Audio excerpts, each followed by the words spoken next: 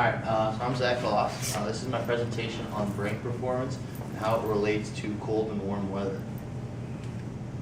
So, my first article is a popular press. The title of it was "Your Brain Performs Better When It's Cold Outside." It was from a CNN article.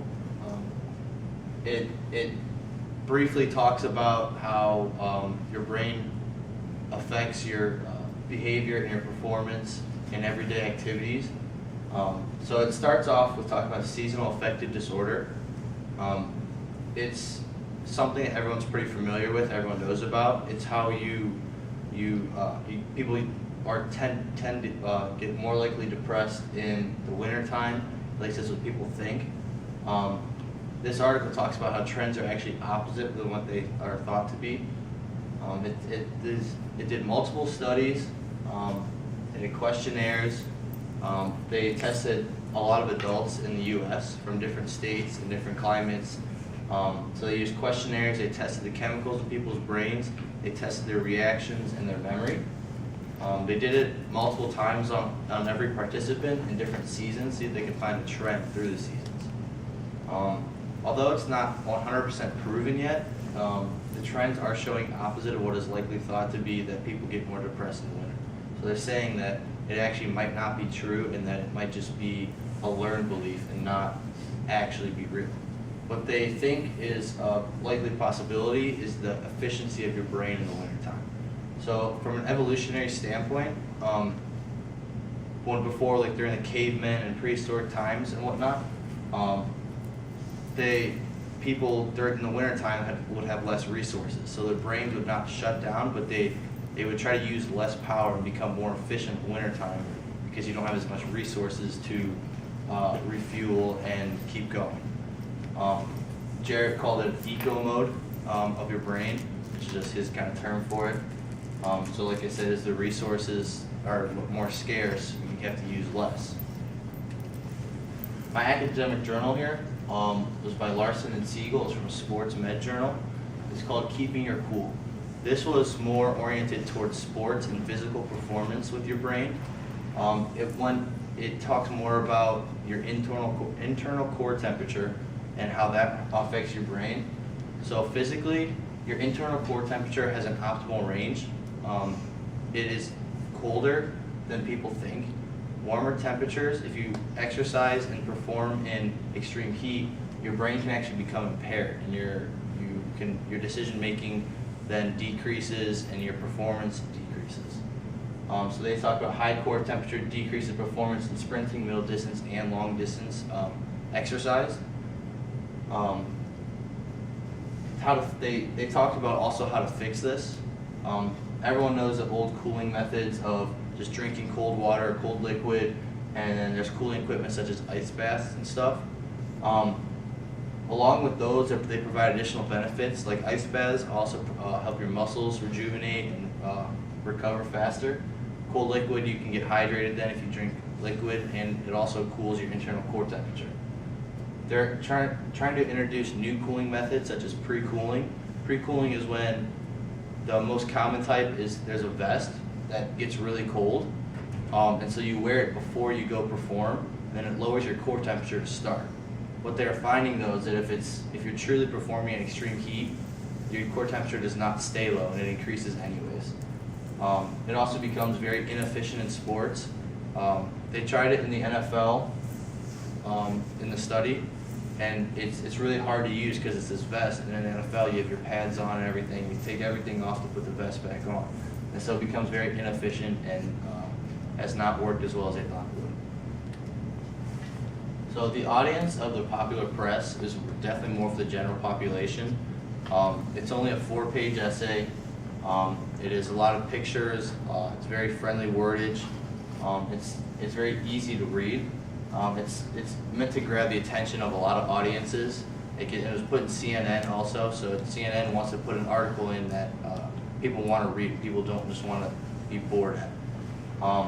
So the hardest vocabulary in the essay was melatonin and vigilance, which he then defines also. So he doesn't expect the reader to be an expert on the subject. He really wants to attract all types of people. So like I said, it was 4 pages. He separates his thoughts very well into paragraphs, but it still flows very well, so it's easy to read and enjoyable to read. It is easily followed also. The academic journal is quite opposite. It is meant for scientists and scholars who are experts in the field and enjoy reading about this stuff or need specific evidence and reasoning for something in the field. It's for people looking for results. There's no entertainment in this. It is truly meant to be cut and dry and say what they need to say, and that's it. There's nothing that wants people to actually focus and be entertained by it. It's in an APA format. It's 11 pages long, and it's a very small font. It was pretty bad to read. It is a high-level abstract, which is the summary at the beginning of the article. The abstract itself is just a summary of the article, and it was a pretty intense abstract. So that gives a very good cue to what the article is going to be like. It uses abbreviations like TC and TRE, which refer to your internal core temperature, and it uses law of enthalpy of fusion, and it doesn't define any of those. The writers expect you to know that, and only obviously experts in the field are going to know what those mean. So he expects the reader to know vocabulary. The arguments presented here, popular press argued towards that the trends are opposite of what people think, but he only explains briefly the studies that he thinks that are the reason for this. He does not go into great detail of how they did it. He just said they were questionnaires. They tested people, different chemicals, reactions, memory. So he didn't want to have anyone actually replicate the study. So he gave enough to understand, but did not want people to replicate it. He did say it was used on 34,294 adults. That was really as far as he went, as far as explaining how they did it and who they did it on. The academic journal, though, was written very much more like a lab report, where it would explain in great detail of how they produced the studies and how they figured out what their findings were. It was done on significantly less participants. The same amount of studies, just way less, different studies also. They used a lot more high-tech equipment also, rather than just basic equipment.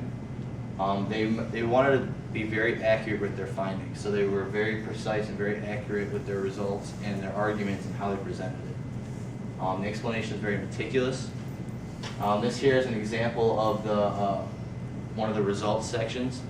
So they were very, very accurate, plus or minus, differential, and they said the temperature and everything. So they really wanted people to know how to do this if they wanted to produce it again. The evidence here, so as I said before, the popular press is presented very briefly. They did not go into detailed results. They would explain how they found it, and then they would explain what they found, and they had some reasoning behind it, but there definitely could have been a lot more. But to keep it brief, they had to not go that in depth. There was no real data either. There was no numbers or anything besides how many adults they tested. They explained with words. It was also oriented towards everyday activity. It was not meant to be for the elite athletes or something like that. It was meant to be for those of us who are going through everyday activities, going to work, coming home, eating dinner, doing everyday activities. It does support brain is more effective in the cold. It's higher decision making, faster thinking. Even though people may feel depressed, the studies show that it's not actually true, and that your brain works just as well, if not better, in morning time. So the academic journal, the results section is the longest section of the paper. They had to go through every study, every participant, and they used numbers for each one. They're also very exact, as you saw before, with the plus or minus. It's oriented towards sports performance at a high level, so the professional athletes, the Olympic athletes, the people who are pushing their bodies to the limits. They also support the brain is more effective in the cold, but like as I said, the popular press was for every day. This is for sports and endurance and decision making. So my final statement here, the academic journal data shows that a lower core temperature warrants a higher level of performance from the brain and the body. So they not only tested the brain, but they also tested the body as well, which the brain obviously controls. So they support that it does work better in the cold. Performance endurance is significantly affected by extreme heat. That's from the academic journal. That was in their final statement as well. The popular press took a different angle on the study. Although they came up with a very similar hypothesis and results, they took a different angle on doing the everyday activities versus high-level sports. So Jarrett, in the popular press article, claimed that winter depression is something we've been programmed to believe. We see that our parents talk about it, our friends, everyone talks about it, so we just psychologically think that we'll have the same thing and we're going to be depressed and less productive in the winter time. So he thinks it's just programmed, we're just programmed to believe it, and that's not actually true. So both studies do contradict the widely believed theory, and that our brains are not less effective in the winter time. And here are my references.